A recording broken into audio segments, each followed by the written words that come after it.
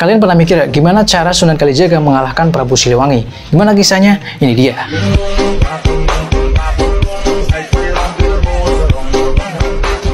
Dalam kepercayaan spiritualis Jawa, kisah ini dimulai pada perseteruan antara Sunan Gunung Jati dengan Prabu Siliwangi. Dikarenakan Prabu Siliwangi tidak terima dengan ajakan Islam oleh Sunan Gunung Jati, atau yang bernama asli Syarif Hidayatullah yang lahir pada tahun 1448 Masehi, dan ayahnya yang bernama Syarif Abdullah yang menikah dengan Nyi Lara Santang, putri dari Prabu Siliwangi. Setelah mengirimkan beberapa pendekar termasuk Pangeran Arya Kemuning untuk melawan Prabu Siliwangi namun kalah, akhirnya Sunan Gunung Jati ini memerintahkan Sunan Kalijaga yang dalam versi ini merupakan murid dari Sunan Gunung Jati. Untuk mengalahkan Prabu Siliwangi, Sunan Gunung Jati ini mendapatkan wangsit atau petunjuk untuk menggunakan sebuah tombak yang bernama Karera Reksa milik Nyi Roro Kidul. Atas utusan dari Sunan Gunung Jati, Sunan Kalijaga menemui Nyi Roro Kidul untuk mendapatkan tombak sakti tersebut. Nah, Nyi Roro Kidul yang sudah lama jatuh cintrong dengan Sunan Kalijaga, Nyi Roro Kidul ini berpura-pura menolak permintaan dari Sunan Kalijaga dan ingin dipertemukan dengan Sunan Gunung Jati. Saat mereka bertemu dengan Sunan Gunung Jati, ternyata Sunan Gunung Jati ini sudah tahu apa isi hati dari Nyi Roro Kidul yang sudah lama memendam rasa terhadap Sunan Kalijaga. Kemudian Sunan Gunung Jati memerintahkan Sunan Kalijaga untuk menikahi Nyi Roro Kidul atas dasar agama. Namun Nyi Roro Kidul ini meminta sebuah mahar yang bernama tasbih kecubung wulung yang hanya terdapat di tepian Laut Merah. Melalui proses tafakur sekitar 4 hari, akhirnya Sunan Kalijaga ini berhasil mendapatkan tasbih kecubung wulung yang berbahan batu giok itu di tepian Laut Merah, yang konon mendapat bantuan dari Lelembut, anak buah dari Ratu Bilqis yang hidup di zaman Nabi Sulaiman. Setelah mendapatkan tasbih tersebut, kemudian Sunan Kalijaga menikahi Nyi Roro Kidul dan menggunakan tombak Karera Reksa milik Nyi Roro Kidul untuk mengalahkan Prabu Siliwangi dengan total pertandingan selama 7 hari 7 malam. Dan ternyata tombak Karera Reksa itu sudah diperkuat sebelumnya oleh Sunan Gunung Jati yang tadinya 7 runcing menjadi 9 runcing, yang kemudian tombak ini dikenal dengan Pusaka Agung Buana Nirwana Cakra Langit yang konon masih tersimpan di Keraton Laut Selatan.